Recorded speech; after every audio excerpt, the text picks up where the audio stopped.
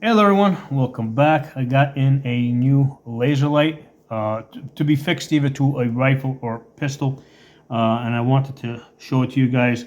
Now, normally I don't do like indoor unboxing videos, but there's a lot of things in here that may not apply to me, I may not use, and I thought you guys should take a look at it and be aware of it. Now, the way I have used laser lights in the past is if I'm training somebody, usually, especially a child, okay, I fix this to the rifle because I want to know what the child is looking at, what they're actually aiming at, okay, because a lot of times with small kids, there's communication issues. So they're telling me that they see the red dot or they've matched up their iron sights and it's on the target. And a lot of times I can clearly see that the rifle is just outright pointing in a direction that's where it's not possible, or that they're significantly off. But sometimes they're just a little, having a laser on the rifle really makes it a lot easier for me to train young kids. Okay, so that's the reason why I use lasers. There's some other possibilities that I'm gonna, and other uses I'm gonna explore in other videos. But I want you guys to understand what the primary use of these rifle lasers is for me. I want to be able to see what people I'm training are looking at, right, when they're looking through their sights or their optics or their scope or whatever they have. Okay, and what I'll usually do is like I'll zero in, let's say at 50 yards, but I won't. What I'll do is I'll zero in, let's say 2 feet to the right of the target, right? Because I don't want the green dot, okay, because there's a green one, or if it's a red one, I don't want it on the target, right? Because then it becomes a distraction. I just want to be able to look at, to see it with my naked eye, either at 30 yards or 50 yards, and see it, let's say, about a foot or a foot, a foot and a half, 2 feet off to the right of the target. And I know, if I've zeroed in, let's say, a foot right of the target, and that's where the laser is hitting, I know that the person that I'm training is has their dot or their reticle or their sights, their iron sights on the correct target. Okay, so that's how I use this. Okay, now one of the problems that I've had in the past with these lasers is the batteries. The batteries run out, and they usually like some weird battery. It's not like a 2032 or a 1632 that I use like in other rifle scopes, or pistol scopes, or or different optics. It's usually something really weird that I don't have, and I gotta go searching online for, and a lot of times like I'll forget to order it or whatever. And what ends up happening is that I end up just not using the lasers. Okay, so the good thing about this is that this basically has an internal battery that is magnetically charged. Okay, so they give you this wire here. So this end over here plugs into something like this, right? It'll plug in like that. Okay, that goes into the wall. They don't give you this. Okay, and then this basically magnetically attaches there, right? I'll give you guys a little. There's actually like a little. It's almost like sticks out a little bit, right? So that goes right there, okay? And that's how you charge this. So you don't have to worry about buying batteries. Now, for the green laser, which is what I got, the runtime on this is 3 hours. If you get the red one, it's 8 hours, okay? So the green one tends to be a little bit brighter, a little bit more powerful. And given that I'm, not paying for the batteries, I said, hey, let me just get the more powerful one. And I'll just charge it more often. Now, one of the things that is going to annoy you, as it has already annoyed me, is that this is short. Okay, this is really short. So you're going to need to get an extension. Now, it kind of makes sense, I guess, for them. Like if they gave you like a long 6-foot extension, they'd have to give you a bigger box. Packaging it would be a whole other issue. Some people may not need it for whatever reason, but I think that once this gets attached to the rifle, you're going to need a longer extension. They're not that expensive, but just have that in mind, okay? You're going to want to get an extension, and you're going to need this piece here so that you can charge it. So this came like almost fully charged. Basically, it takes something like 3 hours to fully charge it. I think it actually charged for about, I don't know, so maybe about 15 minutes. So it wasn't like completely topped off. So it took about 15 minutes to top this off, and it works.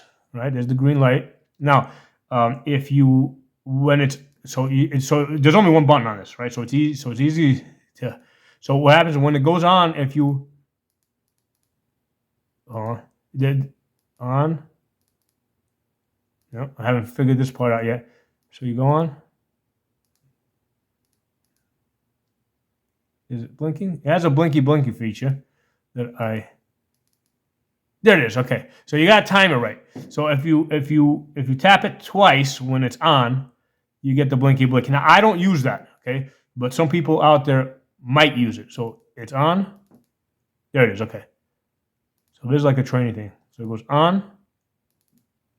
Okay, that's how we do it. I figured it out. Okay. So that's how the blinky works. Now, for me, it's just on and off. Okay, that's the only thing I'm going to use for the way I envision using this. Okay. So they do give you two Allen keys. One is for, and we're going to talk about this. One is for adjusting the screws, and the other one is for adjusting the zero. Okay. So this thing is really nice and compact. I actually weighed it on my scale. It's 2.2 ounces. Okay. So 2.2 ounces. It's really light. Okay. So now with this is like you can, because it's a laser, you can kind of mount it wherever. Like I haven't mounted it yet. You don't have to mount it all the way to the front like a flat, like you do normally with a light.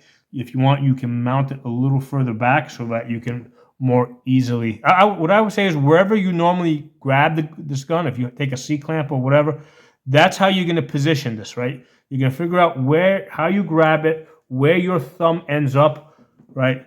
So that you can activate the button. Okay, so that I'm going to cover in another video. I'm not going to so much get into that. But one of the things I want to talk about in this video is I want to show you guys the cable and how it charges, because that, once we get outdoors, I'm not going to have that with me. So that needed to be done indoors. Okay, so that they give you a thin Allen key that goes there to adjust. I don't know offhand which is the elevation and which is the windage. Let's take a look at the instructions. Okay, so emitter beam looking at me. Elevation is going to be on when the emitter beam is looking at you. Elevation's on the left side, and the windage is going to be on the right side. Okay, so that's how that is. Or if it's facing away from you in that picture. If it's facing away from you, the windage is on the left side, elevation's on the right side. You'll figure it out. In fact, let me do this while I got the instructions here. I'm going to do this for you guys because there's a lot of technical specs here. I'm going to kind of roll this in front of you guys that are like into like technical stuff, so you can read some of the technical specifications. Now, one of the things that it does not say that I was trying to figure out is the water resistance level. Okay, is this waterproof? Is it like just water resistant? Is it like rain resistant? Is it rain proof? Oops.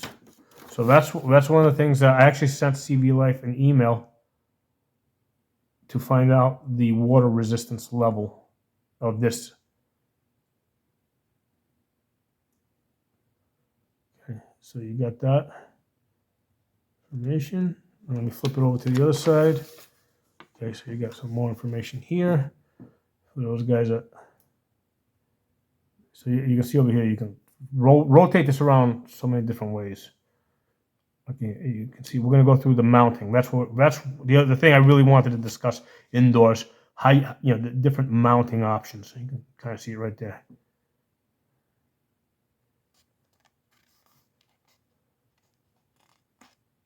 So you can pause this and look at whatever you think is relevant for you. Okay, so again, that's not something I'm going to be able to do outdoors. Things tend to get wet and crumbled up and destroyed outdoors that are made out of paper. So that needed to be done indoors. Okay, so now the mounting options on this are like completely amazing. Way more than I was expecting. I'll tell you guys that. So the first one is the M-lock option, right? So basically, if you loosen this up over here, you've got a single screw, and of course you want to Loctite down this. It's kind of funny. I did a review a couple of days ago on some swivels that I got in, some QD mounting swivels, and I forgot to Loctite them, even though I mentioned it in the video.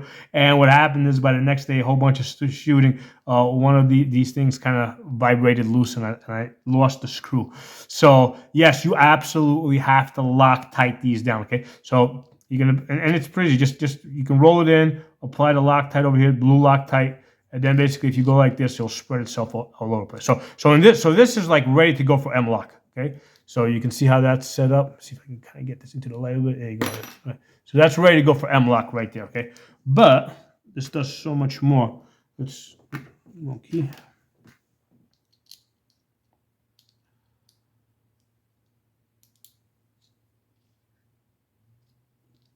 So let's take this. And take this screw out completely here. I'm going to put the M-lock screw, let's leave that to the side there. So once you take this apart, you'll notice that there's also two screws on the end over here, right? You see those two screws? Well, let's take those screws out. I just wanted something that attached with the Picatinny rail. I wasn't even thinking that M-lock, that a direct M-lock was going to be an option. But this is awesome because the direct M-lock is an option. So you take this screw out. That's a very long screw over there. Take this screw out. That's a very long screw over there. Okay, so this separates. So when you take this apart, so first thing you see over here is you've got a piece of Picatinny rail, right, by itself. So let's say you have one of those wood rifles, right? Let's say you have a wooden stock. You have a rifle that does not come with any Picatinny or any M-lock, and you've got no way to attach it. Well, what you can do is, like, let's say this is a section of your rifle. You take this Picatinny, you put it there, and you just run a screw through here, right? You just run a screw through here, and now you can attach this section of Picatinny, okay, to anything that you can screw into, right? All right, you just attach it like that, or whatever. You can attach this to anything. So they give you a section of Picatinny rail. Okay, I've never seen that before with any of these type of attachments where they do that. Okay, so next thing we got here is over here we've got a section. The way this works, I mean, look at this. The way this comes back together, look at that. That's ready to go on your Picatinny. So the way this is now, we can take those two long screws, run it back through.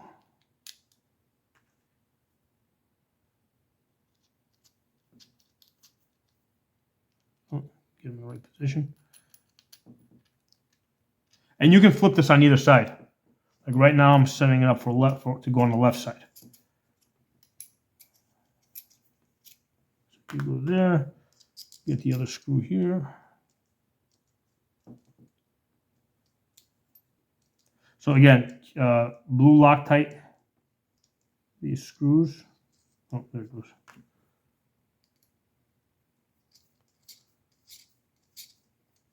Okay, so now, this can go on your quad rail, right? Or this can go underneath your pistol, right? You can mount this onto a pistol.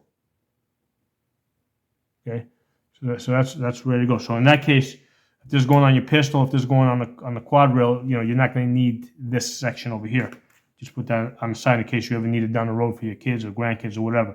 So this is also reversible, right? So right now, if this is, let's say, if I wanted to flip this around, because if you look over here, they give you two more holes. Kind of hard to see with this freaking lighting, but there's actually, I don't know, light. Here we go. There you go. Here. All right, you see the triangle? There you go. So you see those extra two holes right there? Okay, so you can flip this the other way.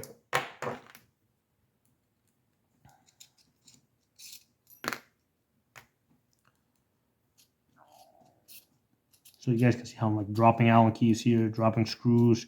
Yeah, that's why this needed to be a separate video. This needed to be like, and we actually needed to do an unboxing video for this. All right, so if I want, I can take this and now I can flip it over to this side. Match up those two screws.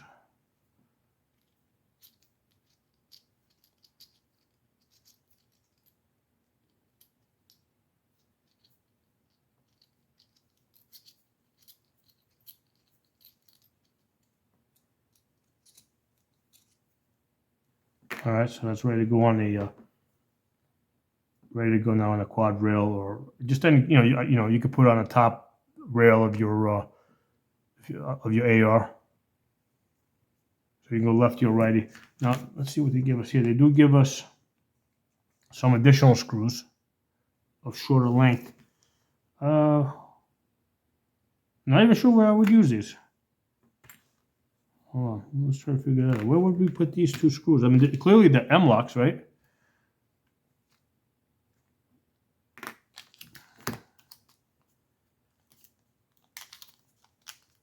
Are they just extra screws? I did say I lost the 2 screws the other day on the swivel. See, is it the same length as this one? Yeah, it is the same length. So I'm going to say that they're extra screws, right? Because there's no... I mean, you could take this Picatinny rail. Let me see. Would that work? No, that wouldn't work. No, this you just got to screw. Yeah, because this is not going to go into there. That's not going to fit. So that doesn't go there. So we just got some, conveniently they gave us 2 extra screws. Okay, so let's put this back together so I don't lose it. So the way I'm planning to use this is I'm going to, this is really cool the way they do this. Yeah, this is a lot more than I was expecting. I didn't think they had such a sophisticated system here. So let's see, can I slip this in or do I have to take it apart completely? Yep, yeah, okay, I can see how that goes. Okay, so the way this is right there, right? You can take this, you can slip that in. And now we can tighten these 2 screws up. So I'm kind of figuring this out as I go along, guys. So, which is pretty much what you guys are going to do. But at least you've seen it once. So, again, so this is completely reversible now if you want it. You could take this off, put it on the other way if you wanted to. So that goes like that. So you can have this lefty or righty. Well, I mean, they give you lots of options with this. That goes like that. Let's tighten this up so I don't lose it.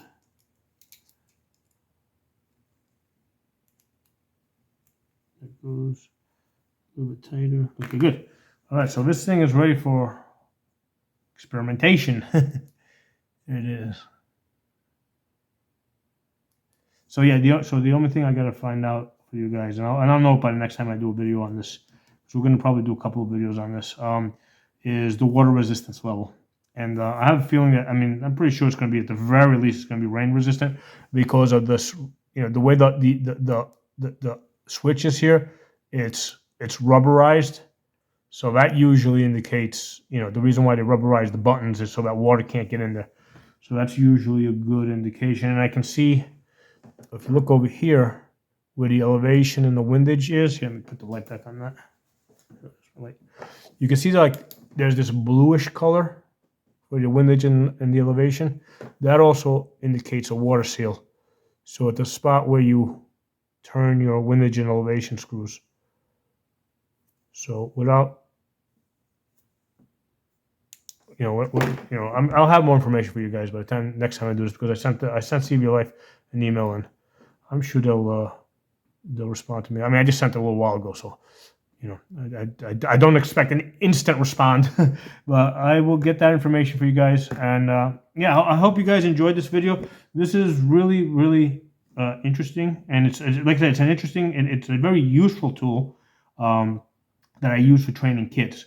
Because a lot of times with kids, it's like you tell them, okay, is your dot on the target, and they're just like nodding their head, and they're like, a lot of times I have found that that they're nodding their head, but they're not actually doing it. So yeah, I want positive confirmation that they're aiming at the thing that I want them shooting at and nothing else. So hope you guys enjoyed this video, and again, we're gonna be talking some more about this. But so far, like unboxing, man, I love, I'm loving this 2.2 ounces. This looks really cool.